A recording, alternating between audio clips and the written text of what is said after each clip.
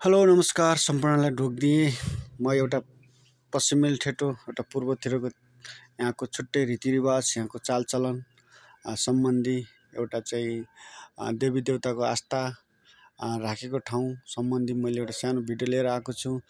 यहाँहरूले सदाबार चाहिँ माया गरिदिनुहुन्छ भन्ने मैले ठुलो आशा गरेको छु। धन्यवाद। उकाली ओह्रालीको बाटो जङ्गलको घना जङ्गलको बाटो बिच हामी यात्रा गरिरहेका छौँ। हाम्रो यात्रा हुँदैछ जालिम बजारको। त्यहाँ चाहिँ वृहत सम्पूर्ण आफ्नो ठाउँको धामी जाङ्ग्रीको नाच छुट्टा छुट्टै प्रस्तुत हुने र यो वर्षको चाहिँ दुईचोटि लाग्ने, एकचोटि भदौ पूर्णिमा र एकचोटि चाहिँ तपाईँको यो जेठ पूर्णिमामा लाग्ने मेलामा हो। हामी चाहिँ त्यहाँको यात्रा चाहिँ तय गरेर आएका छौँ।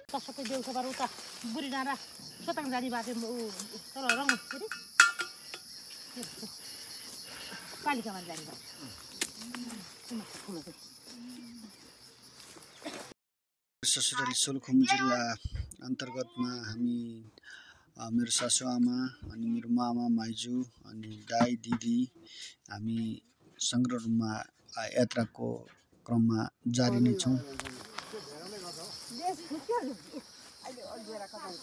हाम्रोबाट जङ्गलको यात्रा सुरु हुँदैछ अनि यो कुरो आयो तितेपातीको। यो तितेपाती चाहिँ जङ्गलको बाटो प्रवेश गर्नुभन्दा पहिला चाहिँ यो तितेपातीलाई ग्रहण गर्दा खुट्टामा छोएर खुट्टाको पैतालाको धुलो र यो तितेपातीलाई ग्रहण गरेर टाउकोमा राख्दा अथवा कानमा राख्दा सँगसँगै बोक्दा चाहिँ जङ्गलको बाटो यात्रा गर्दा भूत प्रेत छा हाम्रोतिर भनौँ न छा नलाग्ने चाहिँ यो चलन रहेछ। यो चाहिँ मूल मान्यताका साथ हामीले चाहिँ तितेपाती टिपेर सम्पूर्णले ग्रहण गरेर हामी जङ्गलको बाटो अगाडि लाग्यौँ। फेरि चाहिँ एक वन्स मोर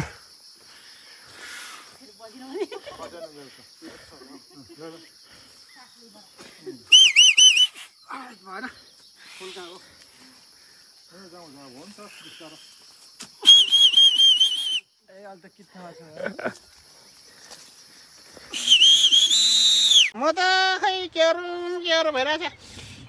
सिट्टी फुक्न आएन के गरौँ।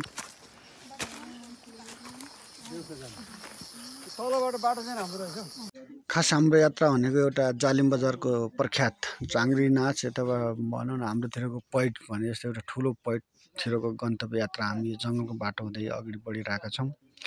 त्यहाँको दृश्य होइन अब कस्तो छ के छ तपाईँहरूलाई म देखाउने नै छु।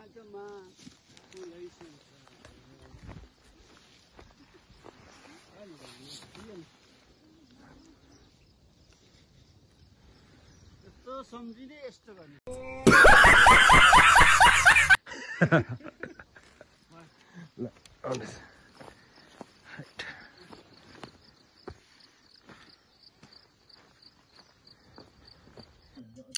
करिब आधा बाटो काटिसकेपछि त्यो प्लास्टिक टनल छेउको माथि जङ्गलभित्र मेला लाग्छ। हामी त्यहाँको यात्रा चाहिँ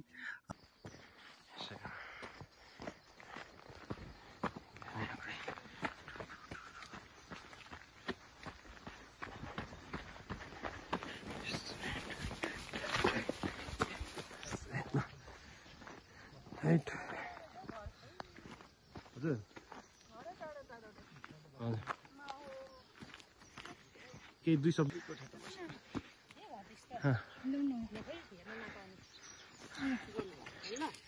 नमस्कार हजुर। नमस्कार हजुर। हाम्रो जनताहरू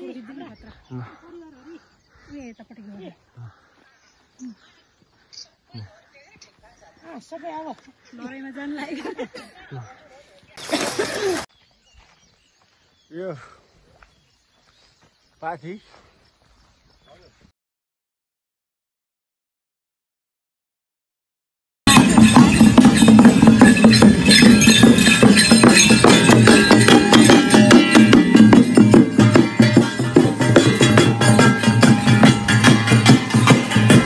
जुन यो देखिरहेको यो ताल अथवा यो पोखरी छ नि यसको चाहिँ सत्यता चाहिँ यो रहेछ कि दिनभरि जति पातहरू पतिङ्गहरू यो तालमा खस्छ नि त्यो बेलुकाको टाइममा चाहिँ चराले चाहिँ अटोमेटिकली टिपेर सफा गर्दो रहेछ।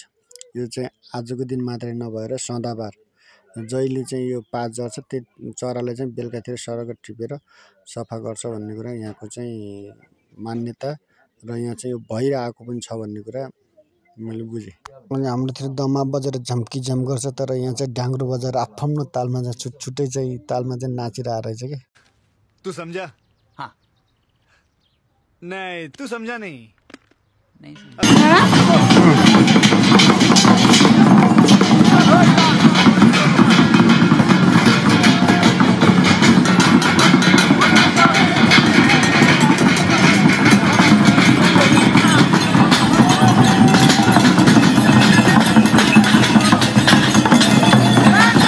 आफ्नो टिम आफ्नो ग्रुप चाहिँ आएर पालो यो मन्दिरको छेउमा आएर नाचेर अनि होइन आफ्नो कला प्रस्तुत गरेर अनि चाहिँ अर्को टिम आउँदा अर्को टिम आउँदा त्यो पालो चाहिँ आफ्नो सिस्टम चाहिँ छुट्टै तरिकाले चाहिँ जाँदो रहेछ। हाम्रो जस्तो चाहिँ ग्रुप भएर नाच्ने होइन पतुल्ने भन्ने हुन्छ नि, त्यो चाहिँ नहुँदो रहेछ यहाँ।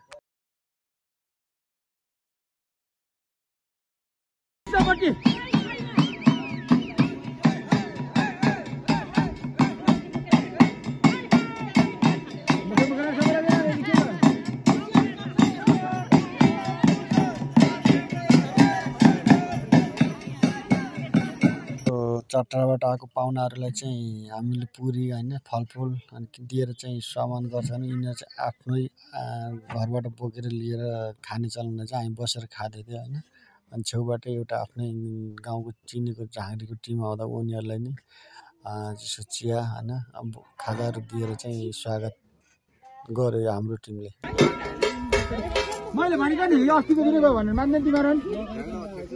आफैले लिएको खाजाहरू चाहिँ अब यो धामीको टिमलाई चाहिँ चिया चिसो होइन अब विभिन्न किसिम के लिएको छ यो कुरा चाहिँ यसो खुवाउने चलन रहेछ। हाम्रोतिर त पाहुना हो भनेर ट्याक्क बसेन केटीहरूले यसो ट्याक्क रुमालमा यसो पोको पारेर दिन्थ्यो है। खाएको म चाहिँ हेरेको हेरेँ भएँ होइन, भनेको मतलब चाहिँ हेरेँ। हामी चाहिँ यो तरिका हाम्रोतिर त अब छुट्टै प्रकारको रमाइलो हुन्थ्यो होइन, देउडा लाउने गीत गाउने नाच्ने खालको रमाइलो हुन्थ्यो होइन। यहाँ चाहिँ खासै त्यस्तो रमाइलो नहुँदो रहेछ। हामी झाँक्रीहरू पनि आफ्नो तालमा आउने आफ्नै तालमा जाने हुँदो रहेछ होइन। यो भिडभाड चाहिँ नहुने, तर चाहिँ आफ्नो टिम आउने आफू छुट्टै रमाइलो गर्ने छुट्टै तरिकाले हिँड्ने चाहिँ।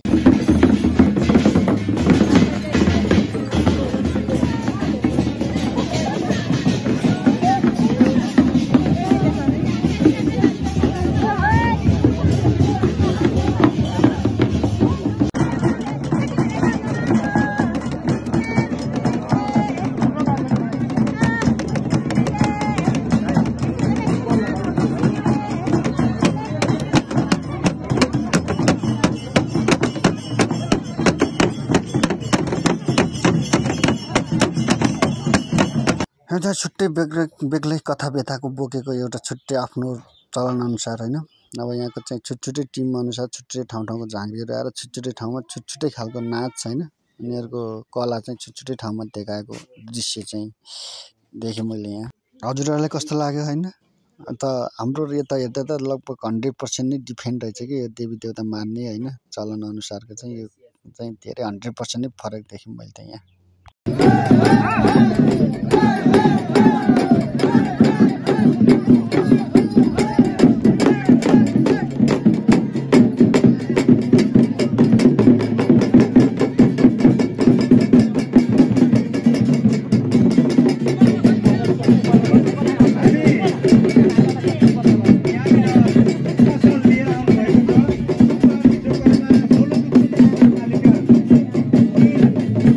यहाँ चाहिँ विभिन्न किसिमको बाजागाजासहित आएको टोलीलाई चाहिँ एउटा मायाको चिनो स्वरूप एउटा चाहिँ प्रमाणपत्र चाहिँ प्रदान गरिँदो रहेछ।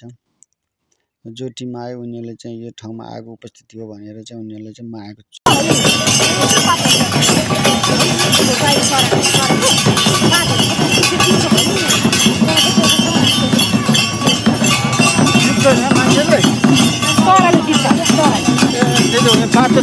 चढाएको मात्रै त अरू त बिचको चाहिँ बुझ्नु नचढाउनु पर्ने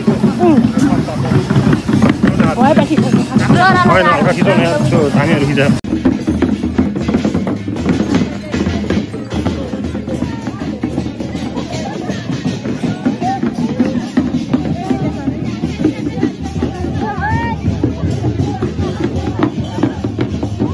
अब चाहिँ हजुरहरूले हेरिसकेपछि यहाँको रीतिरिवाज चालचलन कस्तो लाग्यो होइन? पक्कै नै कमेन्ट गर्नुहुन्छ भन्ने मैले आशा गरेको छु। अहिलेसम्म भिडियो हेरिदिनु भयो सम्पूर्णलाई धन्यवाद र यहाँको जालिम बजारको देउताले हजुर सबैको कल्याण गरून्। धन्यवाद हजुरहरूलाई।